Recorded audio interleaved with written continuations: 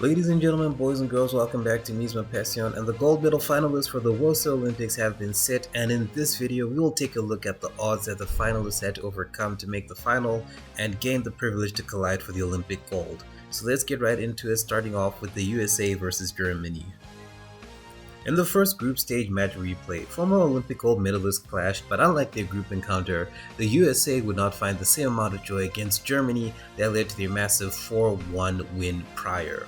Germany had not only learned from their mistakes in that game, but were far more aggressive and domineering towards the opposition and took a few cues from the quarterfinal opponents of the US in Japan.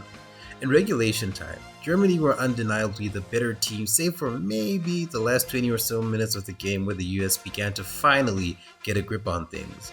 Germany's dominance throughout the game yielded a plethora of opportunities that, honestly speaking, they should have put away as time and again, with the likes of Brand, Anyomi, and Nushkin being constant threats who just lacked the killer instinct to really test Elisa Nair despite regularly beating the opposition defense.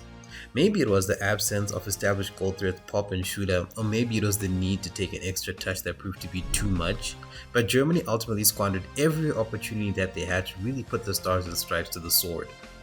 And speaking of the latter, the US essentially carried over their form from the quarterfinals in this match, as they just could not muster anything effective for the majority of the game.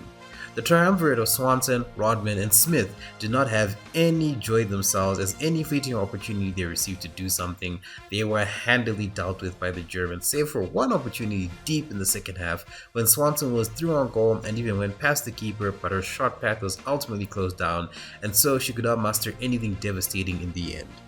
Germany's bluntness in front of goal, and I guess the USA's luck as a result of that, ultimately gave us 31 minutes as neither team could find a winner in regulation time. The funniest thing in my opinion that came out of the entire extra time period, at least to me, is that it took the same amount of extra time minutes in the second half for the first goal to be scored in extra time itself, aka the 30 minutes, which just made me think, why could they not have done that literally 5 minutes ago? Comical and confusing irony aside, Sophia Smith would finally open the scoring for the match after she bullied an admittedly passive Felicitas Rauch off the ball and Curl would pass Berger to put the US in front in the first half of extra time. With the spark of a goal, both teams stepped up another gear. USA doing their best to maintain their lead whilst looking to add to it where they possibly could, whilst Germany started throwing everything at the wall in the hopes of making something stick and ultimately take them through to penalties. Ultimately, it would be the result of the US that won out as they managed to run out 1-0 winners against the Germany side who will be kicking themselves for their ineffectiveness up top, especially given the chances they had early on in the game. The USA continued their positive start under Emma Hayes, and it was quite good to see how quickly the team is returning to its former glory, especially with the transition from the veterans to the new breed becoming smoother and smoother with each passing game. The attitude and resilience that has been on display these last two games is a good sign of things to come for the Americans as they continue their journey back to the top. And though they ultimately failed to reach the final when they arguably should have done so, I think Germany's overall performances at these Olympics have been really positive and a good sign that things seem to be stabilizing for the national team. And it may be a little too early to call, but potentially we could be about to witness a resurgence for Die Mannschaft. Our second group stage replay saw world champion Spain taking on remaining South American representatives in Brazil, who are still without Marta, mind you, as she is currently still serving her red card ban. Both teams had some rotations to their squad for obvious reasons, fatigue, but the most notable change in the lineup was for Spain, as Alexia Putellas was left on the bench by Montse Tome, which would be a decision that would later come to haunt the Spaniards. The game itself was by far more entertaining than the previous one, so for sure, the best was saved for last, and the best started with a bang, as it only took 5 minutes for the first goal of the game to be recorded as some great pressing by Priscilla saw Barcelona goalie Katakoi lose her composure and hurriedly tried to clear the ball, which inadvertently struck the arm of Spain captain Paredes, ricocheted faintly past Priscilla's thigh and into the net to set the tone of what was promising to be an eventful evening for all involved. Taking a cue from their South American counterparts in Colombia, Brazil were more than happy to sacrifice possession of the ball to Spain, but made up for it by being obstinate in defense. Anytime that La Roja looked to carve out an opportunity for themselves, the final ball in would be claimed by an opposition defender and quickly cleared away, with the likes of Tarshan proving to be imperious as ever. Despite being a goal down, Spain had recovered their bearings and were playing their normal way, albeit they seemed to be a step too or more bit slower than usual, and because of that, they found themselves being punished time and again by Brazil, whose counterattack was ruthless and should have put the game to bed had it not been for some wayward finishing from the likes of Priscilla. Both teams were finding joy in each other's boxes, but it would be Brazil who would be the ultimate benefactors to it all, as their relentless pressing eventually yielded an insurance goal toward the end of the first half as quarter-final hero Gabi Portillo struck again to double the lead for the Seleção. Brazil were blazing hot in the second half, and despite their resistance, Spain looked like a deer in the headlights. I must admit that it was a sight to behold to witness Spain being dominated so effectively to the point that despite them having the ball for most of the game, they were being dominated by comparatively inferior opposition.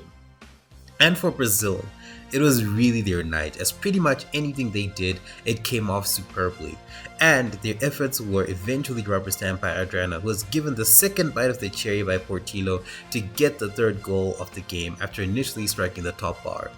With the hopes of a comeback, comfortably sitting atop a pile of garbage, Tome finally decided to bring in some reinforcements. Amongst them was Putellas, whose arrival onto the pitch indicated that her presence had been sorely missed in the game prior.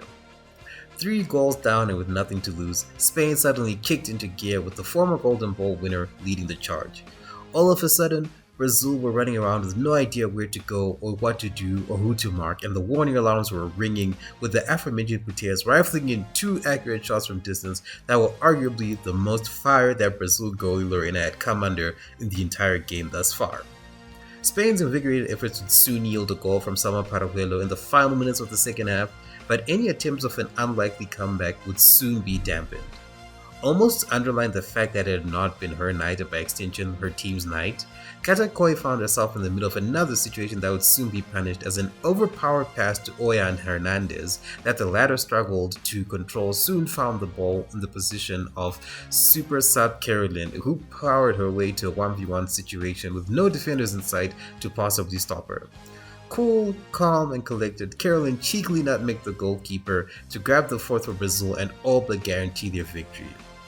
Not even 15 minutes of added time could offer much in the way of another remontada for Spain, as despite Parajuelo finding a second goal for herself, the match had already been settled, with Spain getting dumped out of their maiden Olympics in rather spectacular fashion. The decision to leave the likes of Putellas on the bench and only introduce them very late on by Tome will be questioned over the next couple of days, and we will never know if such a decision was tactical or arrogant. Personally, I lean towards the latter because the handling of the entire situation just gives off an air of undermining the opposition, which to an extent was warranted when looking at how well Spain played in this game, despite it not being their typical performance, because you could ultimately tell that there was something that was genuinely missing, which eventually did spell their doom. Brazil, though, have been an absolute revelation at these Olympics. I will personally hold out my hands up and say that I have been pleasantly surprised just how far the Seleção have gone, because I don't even have them down to make it off the group stages, and say it quietly, but the team actually performed much better without Marta, which honestly is a very good thing, because it shows that the squad are more than capable of holding their own against the best and don't need the legend to help make something out of nothing and possibly bring themselves from the brink when they're down in a game. In many ways, Brazil making it to the final alone is a dream come true, not only because it sets up potentially a very beautiful swan song for a legend, but also that Marta's own dream to see football in her home country continue to excel past her when she is gone become realized, as this entire knockouts journey has been achieved with the footballing icon watching from the stands. Spain and Germany will vie for the bronze medal this coming Friday, with the gold medal match of the woso Olympics taking place on Saturday, with North and South America going to war, with the USA taking on Brazil in what will be an epic encounter that will pit the fairy tale ending for a legend against the perfect start to a new era under a lioness. Who do you think will come out on top in the final, and what did you think of the semi-final encounters recap today? Let me know your thoughts on this and anything else you may have in the comment section below. Make sure to like, share, and subscribe if you enjoyed the video, and I will see you in the next one.